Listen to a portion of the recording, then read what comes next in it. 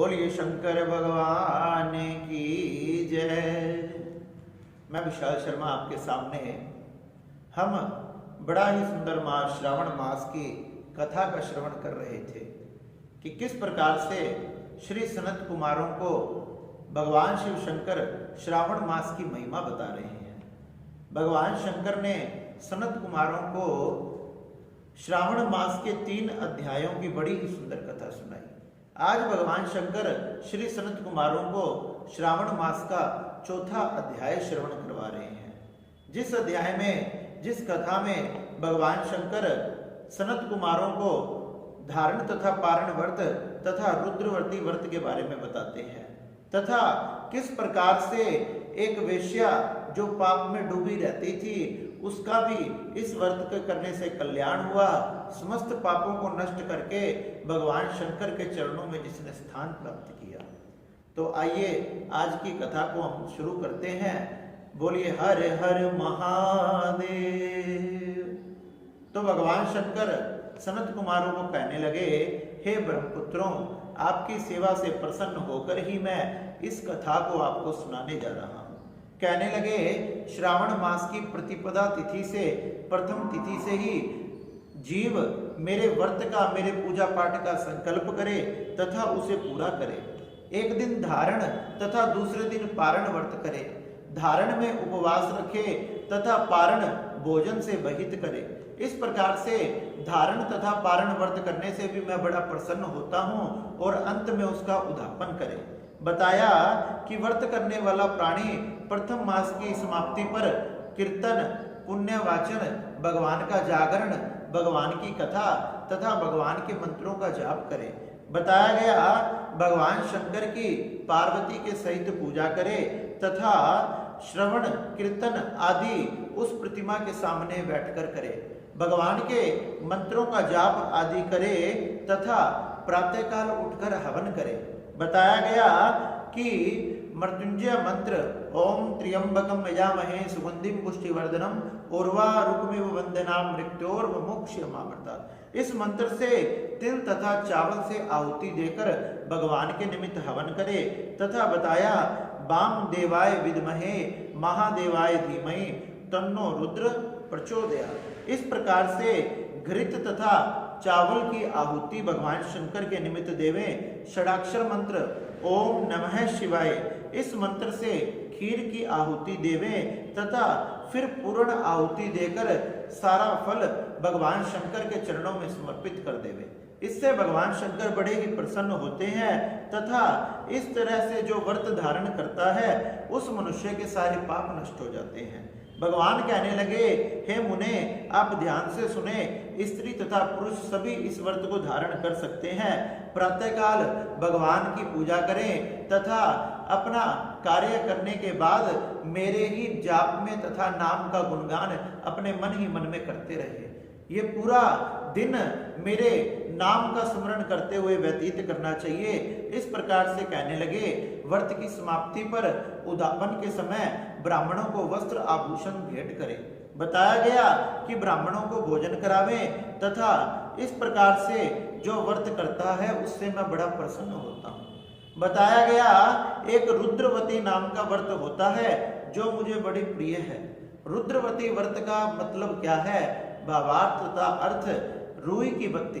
रुई की बत्ती बनाकर भगवान को घी में डुबोकर तथा भगवान के सामने अगर हम दीपक जलाएं, इससे भगवान बड़े प्रसन्न होते हैं। भगवान ने बताया अपनी सामर्थ्य के अनुसार 11 बत्ती, 21 बत्ती, 11,000 बत्ती, इस प्रकार से आप जितनी भी बत्ती मेरे निमित्त जला सकते हो, जितने भी दीपक मेरे निमित्त जला सकते हो, उसका आप संकल्प करें। संकल्प करके वो मेरे सामने प्रज्वलित करें, इससे मैं बड़ा प्रसन्न होता हूँ। इस प्रकार से जो मुझे दीपक समर्पित करता है, बत्तियां समर्पित करता है, इसी को ही रुद्रवती नाम का व्रत कहा जाता है। बताया गया श्रावण मास में देवादिदेव महादेव के सामने 1 लाख बत्ती की आरती करूंगा। जितनी सामर्थ्य हो उतनी बत्तियों का ही संकल्प करें।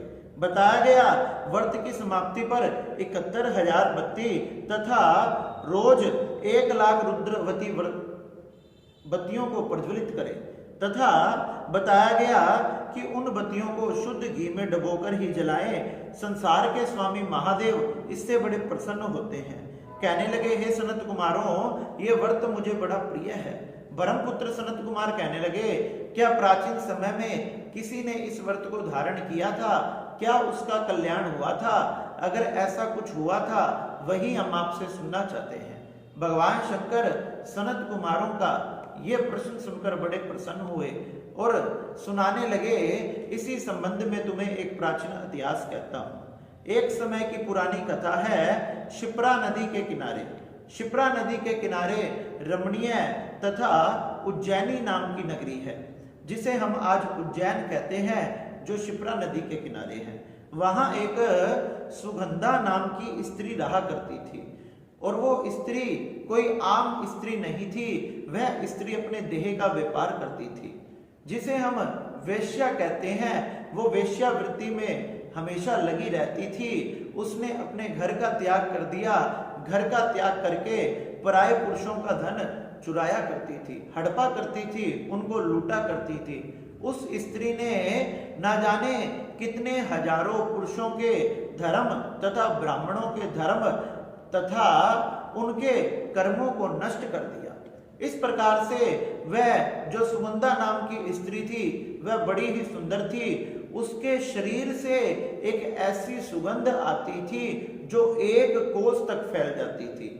1 कोस का अर्थ 3 किलोमीटर तक उस सुगंधा नाम की स्त्री की सुगंध दूर दूर तक मनुष्यों को आती थी। उसी से मनुष्य मोहित होकर उसके पास आया करते थे। भगवान शंकर कहने लगे कि वो इतनी रूपवती थी, उसमें नृत्य की तथा गायन की कला इतनी विशेष थी कि उसके सामने स्वर्ग की अप्सराएं भी कुछ नहीं थी। स्वर्ग की अप्सराओं को भी उस सुगंधा नाम वाली स्त्री ने पीछे छोड़ दिया। इस प्रकार से अपने ही नगर का नहीं, आसपास के सारे नगर का धन उसने ही हड़प रखा था। मनुष्यों को, बड़े बड़े राजाओं को, पुरुषों को नगन अवस्था में उसने बाजारों के बीच में उतार दिया था। इस प्रकार से चारों तरफ उसने बड़ा अधर्म फैलाया, पाप फैलाया।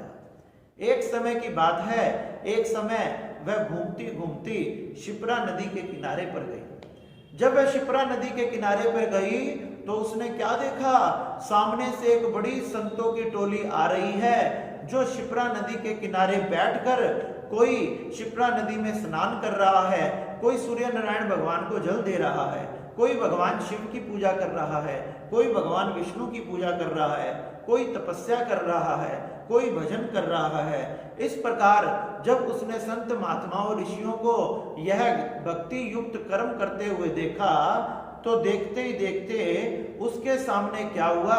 एक दिव्य प्रकाश प्रकट हो गया। संतों के बीच में से एक दिव्य प्रकाश जब प्रकट हुआ, वो उस प्रकाश को देखकर मोहित होने लगी। जैसे ही वो उस प्रकाश को देखकर मोहित होने लगी, उस प्रकाश की तरफ बढ़ी। जैसे ही वह प्रकाश की तरफ बढ़ी तो उसने क्या देखा? सभी संत महात्माओं ऋषि मुनियों के बीच में ब्रह्मा जी के पुत्र महर्षि वशिष्ठ विराजमान है।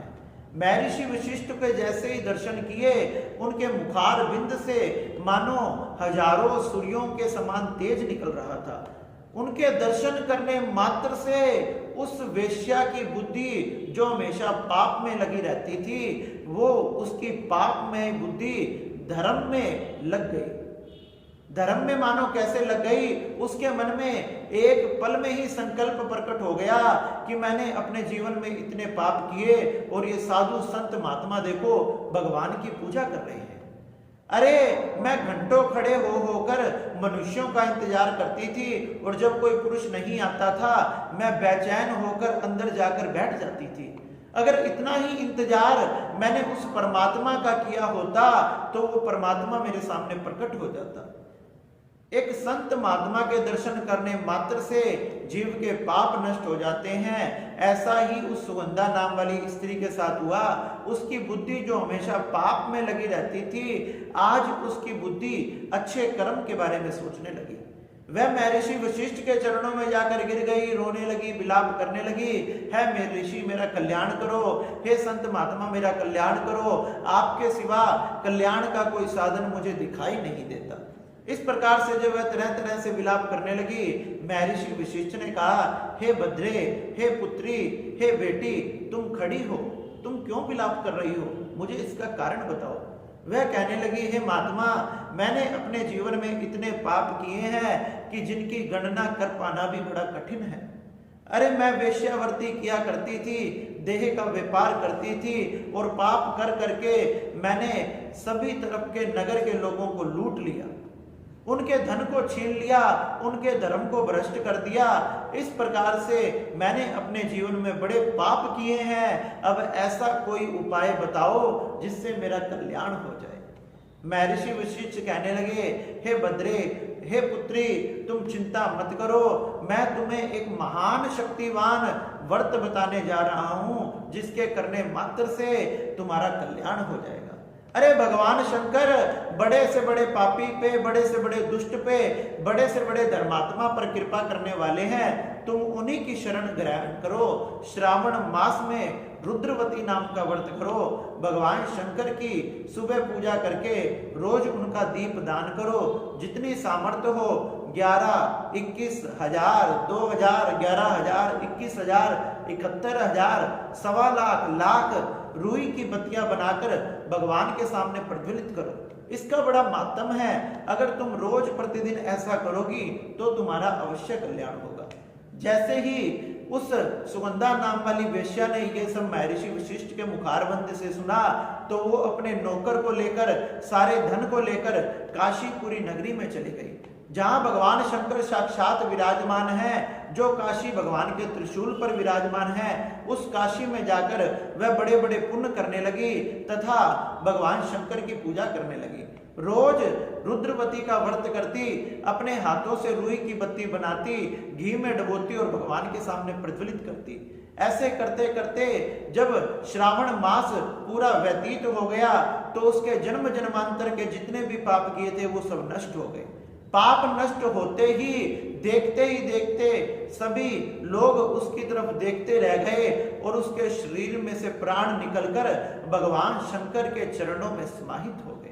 इस प्रकार से भगवान का यह व्रत बड़ा शक्तिवान है। इसके करने से बड़े बड़े पाप तथा हमारे कष्ट भी आने वाले नष्ट हो जाते हैं। इसलिए हमने भगवान शंकर के निमित्त श्रावण मास में धारण तथा पारण तथा ये रुद्रव्रती नाम का व्रत करना चाहिए। हे सनत कुमारों, जो इस प्रकार से मेरे लिए, मेरे मंदिर में, मेरे निकट कोई एक दीपक भी प्रज्वलित कर देता है, उससे मैं बड़ा प्रसन्न हो जाता हूँ।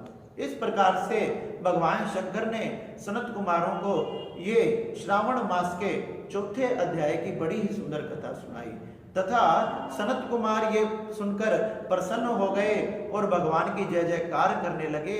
आप सब भी मिलकर बोलिए, शंकर भगवान।